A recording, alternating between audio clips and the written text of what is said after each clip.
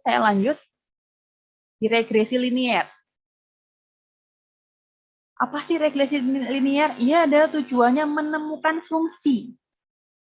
Fungsi ya, dari fungsi. Fungsi ya, yang memodelkan data dengan meminimalkan error.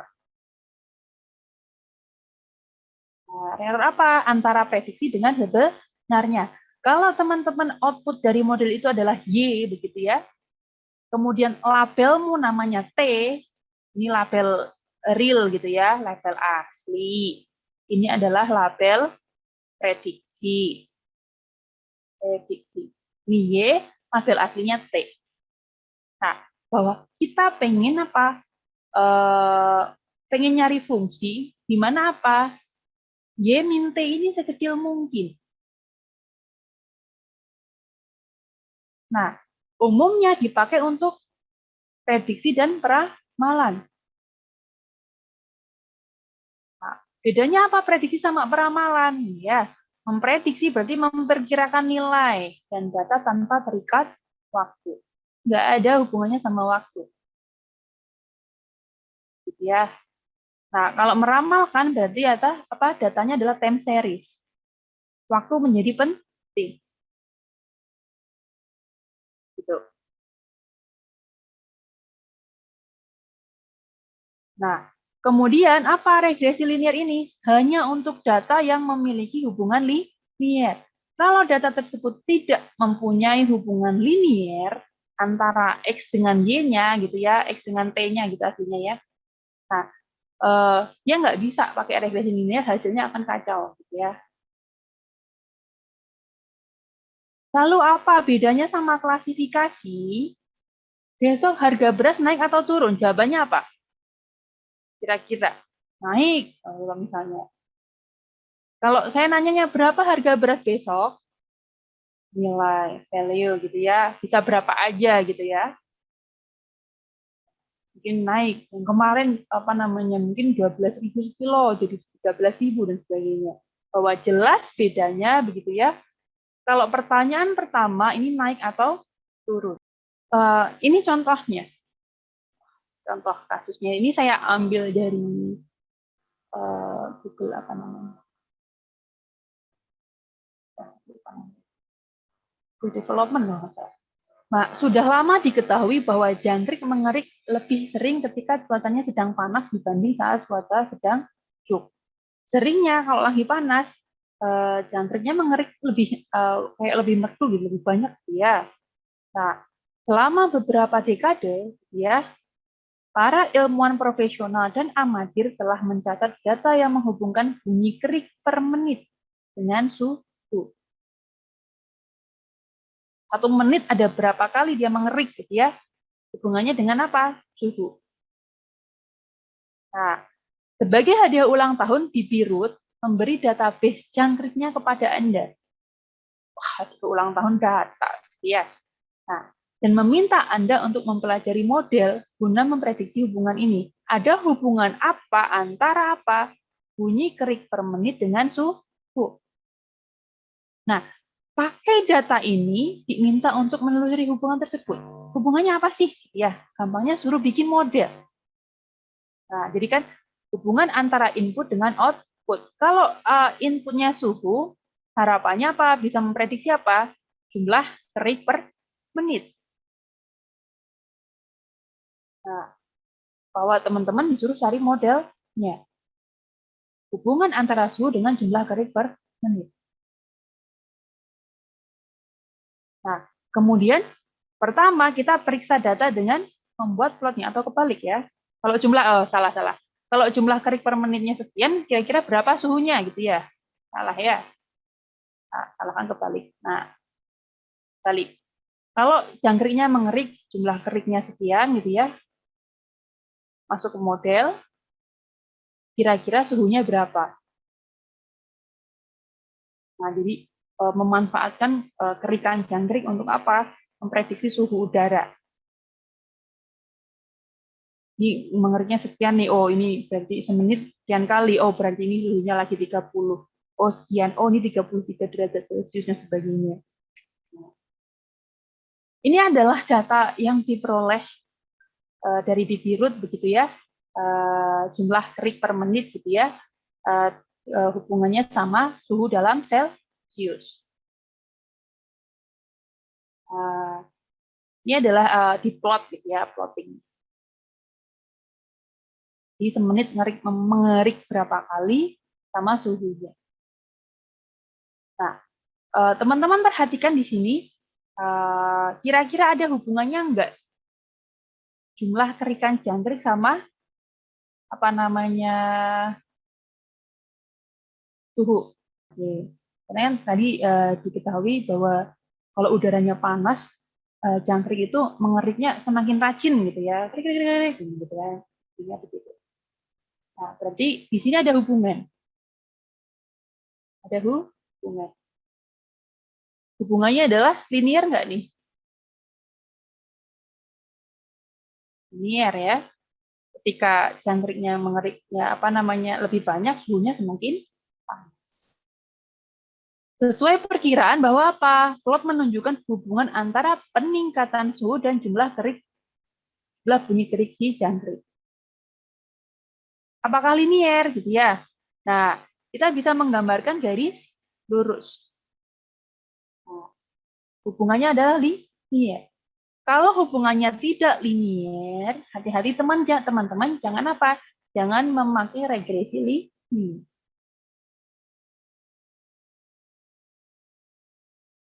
Ini syarat umum memakai regresi linear. Harus ada hubungan linear. Apakah harus lurus banget, Bu? Ya, nggak harus gitu ya. Regresi linear itu ada berbagai macam begitu ya. Yang jelas dia harus ada linear, garis. Garis kan nggak harus lurus, ya kan? Nanti teman-teman kalau pas pemrograman baru ya kita bisa macam-macam. Kalau teori kita pakai yang lurus saja dulu. Nah, bahwa di sini teman-teman perhatikan bahwa garis tidak berada di setiap titik. Nah, memang ini geser gitu ya, geser gitu ya. Kelihatan ini geser. Tapi jelas di sini kelihatan ada hubungannya antara apa? Jumlah kerikan jangkrik dengan apa? Suhu. Nah, dengan menggunakan persamaan garis, gitu ya, kita bisa menuliskan hubungan sebagai berikut. Y sama dengan mx plus b. Teman-teman kalau masih ingat apa namanya ini adalah persamaan garis lurus, gitu ya. F-nya ada apa nih? Gradien atau kemiringan. Masih ingat zaman sekolah? Masih nggak? Ayo. Nah, jadi di sini teman-teman perhatikan garis lurus ini kita bisa apa? Bisa ngecek yaitu sebenarnya persamaannya Y sama dengan apa gitu ya. MX plus B. Nah, Y-nya ini apa? Suhu dalam Celcius. Dia adalah nilai yang coba kita prediksikan. M-nya apa? Kemiringan. X-nya apa? Input. Jumlah kerik per menit. Nilai fitur. B-nya apa? B-nya B. Bias, bisa juga perpotongan pada sumbu Y. Nah, kalau X-nya 0 gitu ya. Kalau X-nya 0 gitu ya. Berpotongan di mana? Y-nya motong di mana? Nah, misalnya Y sama dengan misalnya kalau M dikalikan 0, X-nya 0 gitu ya, plus B. Berarti Y sama dengan B. Bisa. Teman-teman punya garis begini, set gitu ya. Pas 0, ya berarti B-nya adalah 10. Ya, ketika X-nya 0, ini adalah 10. Ini contoh aja gitu ya. Nah, dengan konversi dalam machine learning, biasanya kita nggak pakai M, tapi pakai W. Kenapa W? W ini adalah bobot. Ya, Y sama dengan WX plus B. W.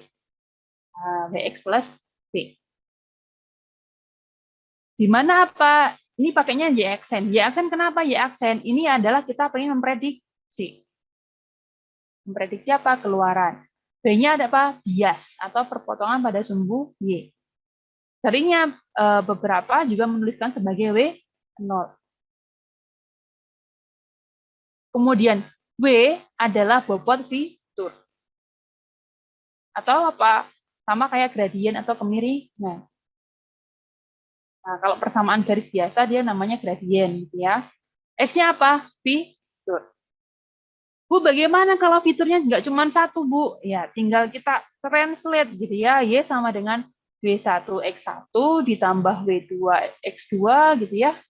Ditambah dan seterusnya, maunya berapa gitu ya. WNXN gitu ya, ditambah B. Gitu. B atau W0 gitu ya, boleh. Nah, untuk memprediksi atau menyimpulkan si Y aksen tadi, dari nilai suara kerik per menit X, nah, kita cukup ganti nilai X menjadi model ini. Berarti nanti kalau kita sudah dapat nih, Y sama dengan M-nya berapa gitu ya, W-nya berapa gitu, ini adalah udah jadi angka gitu ya. Kemudian ini X gitu ya, plus B, ini sudah jadi angka. Nah, misalnya Y sama dengan misalnya 2X plus 1 misal ya. Berarti kalau kita punya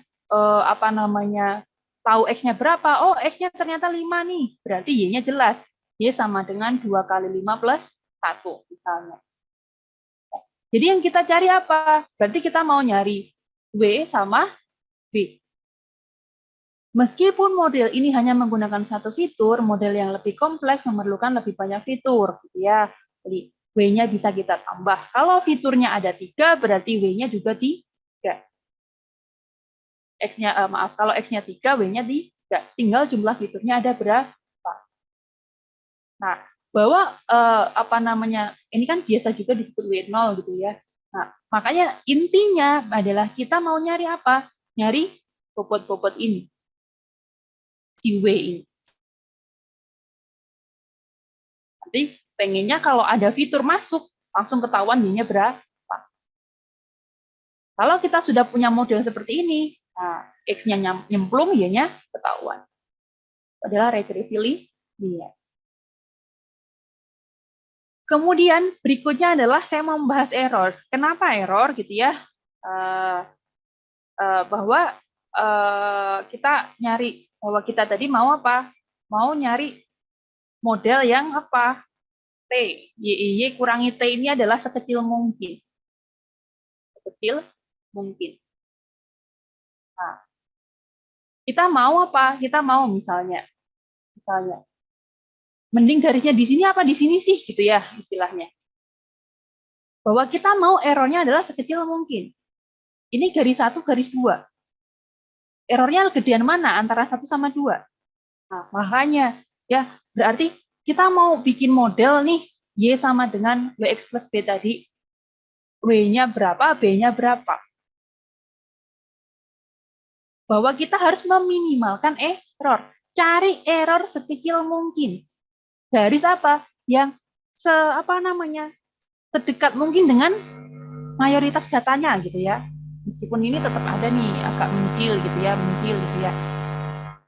Karena kita sudah jelas melihat di sini ada hubungan linier, berarti kita bisa cari persamaan regresi linearnya. Nah, mau bikin persamaan di mana? Yang melewati titik 3 ini, atau yang melewati 2 titik ini, atau yang melewati ya. Kalau ini kan melewati 1, 2, 3, 4, 5, 6 titik ya sebagainya. Itu akan menentukan apa? Menentukan persamaan kita, berarti kita harus nyari error sekecil mungkin. Makanya kita harus bahas error nih. Bahwa melatih model berarti apa? Mempelajari atau menentukan bobot W. Bobot dan bias. Ya. Yang baik untuk nilai dari contoh berada. W-nya berapa gitu ya? Bx plus W. W-nya berapa, B-nya berapa yang baik. Nah, kemudian dalam supervised learning, dia kasih regresi ya. Algoritma machine learning membuat model dengan apa?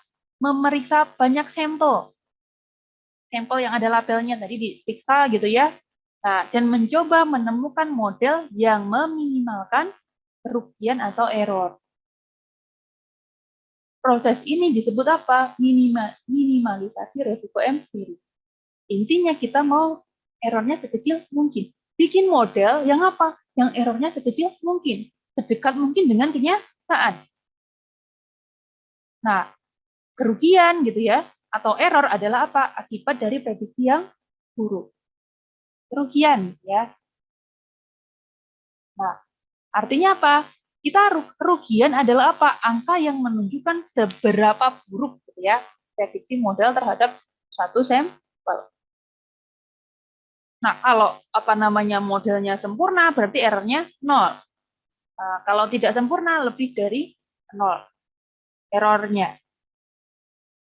Nah, bahwa di sini kita mau melatih model, model ini belajar. Ayo kita belajar. Belajar apa? Supaya errornya sekecil mungkin. Kita belajar supaya kesalahan yang terjadi adalah sedikit mungkin. Otomatis kalau salahnya sekecil mungkin, nanti otomatis apa? Akurasinya naik ya. Tujuannya adalah meminimalkan error. Set bobot dan bias yang punya error rendah secara rata-rata di semua contoh. Secara rata-rata, general, ya, rata-rata. Nggak cuma tergantung sama satu dua, tapi secara umum. Nah, ini contoh. Misalnya gambar 3 ini ya menunjukkan model dengan error yang tinggi di sebelah kiri. Ini panah merah yang ke bawah ini adalah apa? Error. Kalau panah yang sebelah ini lebih rendah error. Ini panah merah ini adalah error. Biru ini adalah model kita, menandakan apa namanya model kita. Harus untuk memprediksi. Kalau kita punya model begini, begitu ya, berarti ketika nilai X-nya di sini, prediksi. Ketika X-nya di sini, prediksinya di sini. Padahal realnya di sini, berarti errornya sekian. Adalah error semua. Kalau garisnya begini gitu ya, biru ini, miring ini ya, ketika X-nya sekian, oh, Y-nya sekian. Errornya sekian. Dan seterusnya. Nah, diperhatikan di sini adalah apa? Panah merah di kiri jauh lebih panjang daripada yang kanan. Nah, makanya jelas bahwa apa? Plot yang biru kanan sebelah sini nih, nah, ya jauh lebih baik daripada yang biru. Bahwa tujuan kita adalah meminimalkan error. Bikin model dengan error sekecil mungkin. Secara rata-rata atau generalisasi. Nah, kemudian errornya apa yang dipakai di regresi linier gitu ya? Nah, menggunakan fungsi error yang disebut square error atau error L2. Square error, kuadrat, error kuadrat. Begitu. Nah, nanti bisa apa? Mean square error bisa root mean square error diakarin lagi gitu ya. Ini adalah square error. Bagaimana ini? Dia adalah observasi dikurangi prediksi.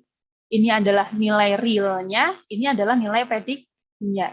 Kalau kita punya input, kemudian diprediksi, hasilnya adalah Y aksen. Sehingga Y dikurangi Y aksen kuadrat. Selisih dikuadratkan. Realnya Y, hasil prediksi model kita adalah Y aksen. Berarti Y dikurangi Y aksen kuadrat. Ini adalah squared error atau error kuadrat. Square ya. Nah, kemudian mean square error. Mean rata-rata.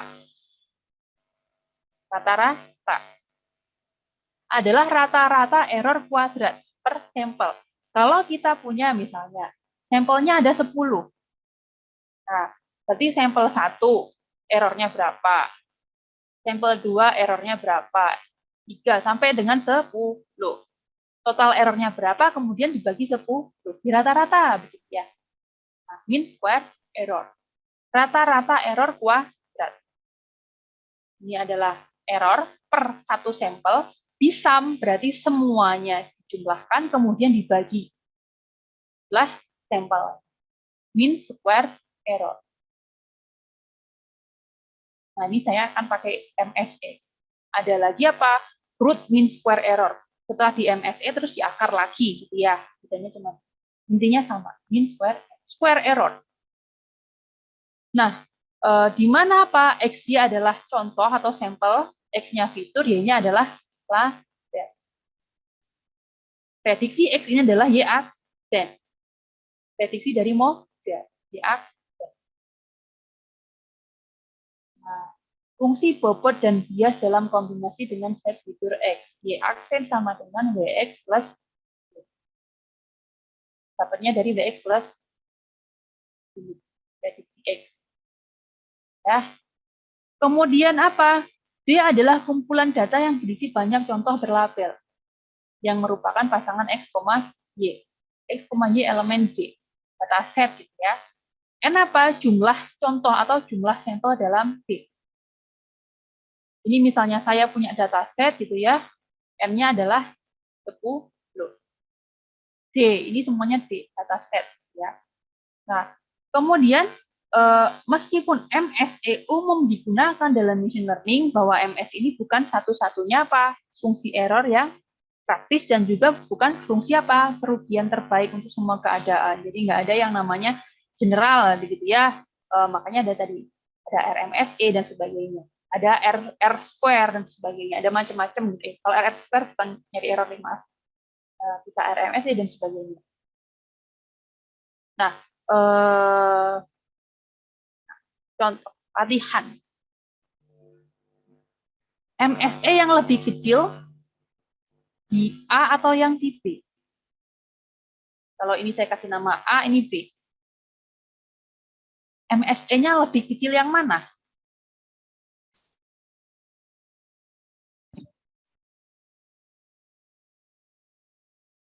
Nah, kita lihat dulu. Ini adalah kotaknya adalah 1. Teman-teman perhatikan di sini ya. Ini berapa errornya? Selisihnya 1 gitu ya. Antara Y dikurang Y aksen. Ya. Di sini juga, ini juga, di sini juga. Kemudian di sini ada 2, di sini 2. Ini 1, 1, 1, 1. Oh, 4. Ini 2 tambah 2. Oh, 4. Sama, Bu. Nah, sama, Bu.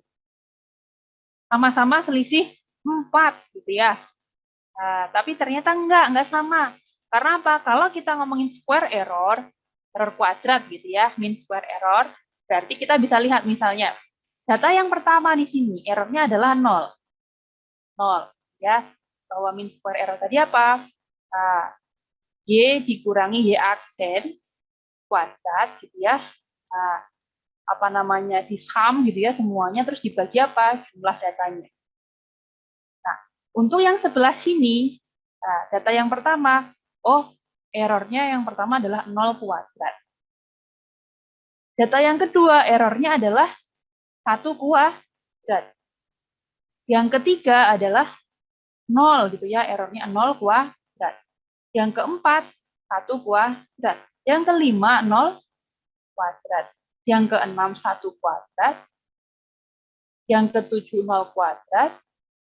Yang ke-8 1 kuadrat, yang ke-9 0 kuadrat, yang ke-10 0 kuadrat. Dibagi totalnya ada 10. Jadinya 0 kuadrat 0, 1 tambah 0 tambah 1 tambah 0 tambah 1 tambah 0 tambah 1 tambah 0 tambah 0. Sama dengan berapa? 4/10, benar nggak?